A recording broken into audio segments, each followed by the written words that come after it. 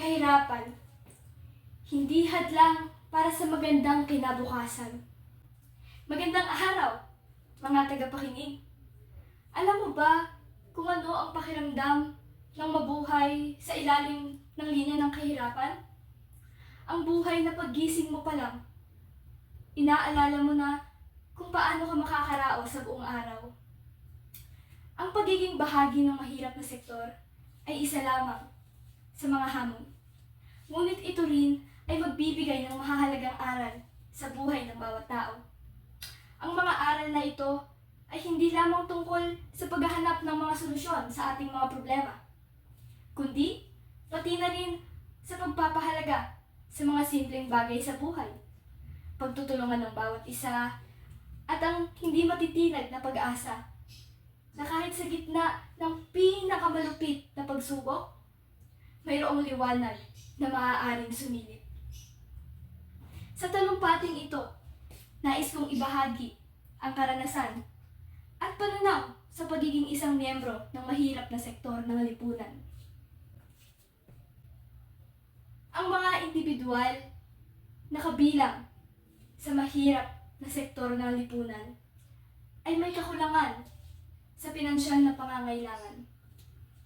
Para ito sa kanilang pagkain, edukasyon, at iba pa. Sila rin ang mga taong mahirap ang pinagdaanan pagdating sa kanilang trabaho o trabaho ng kanilang mga magulang. Bakit? Dahil ang oras na nilalaan mo para sa pagtatrabaho upang mas malaki ang kita ay sapat lamang para sa kanilang pagkain. Ilan pa sa mga pagsubok na kanilang pinagdadaanan bilang isang mag-aaral ay ang hindi pagkakaroon ng pagkakataon o ng kakayahan na mabili ang mga bagay na gusto nila dahil mas prioridad ang mga kailangang bagay. Wala silang natitira para sa kanilang sarili dahil sapat lamang ang baon o pera para sa pagkain. May mga pagkakataon din na sa tuwing may ambagan o bayaran sa eskwela, wala silang pambayad dahil kapos ang kanilang pera. Dahil sa pagiging kabilang sa mababang sektor, marami rin ang hadlang sa kanilang pag-unlad dahil sa kakulangan sa pinansyal, kakulangan sa suporta mula sa gobyerno o komunidad, at kakulangan din sa oportunidad.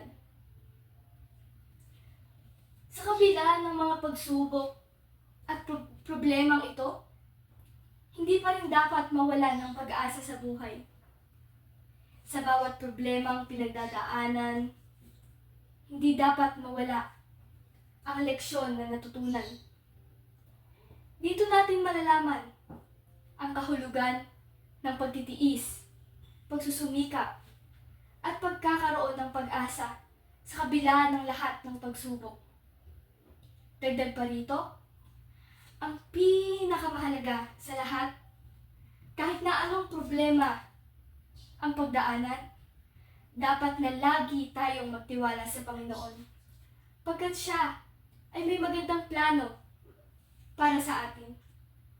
Hindi pa rito natatapos ang kwento ng buhay natin dahil may maliwanag na naghihintay sa atin sa hinaharap.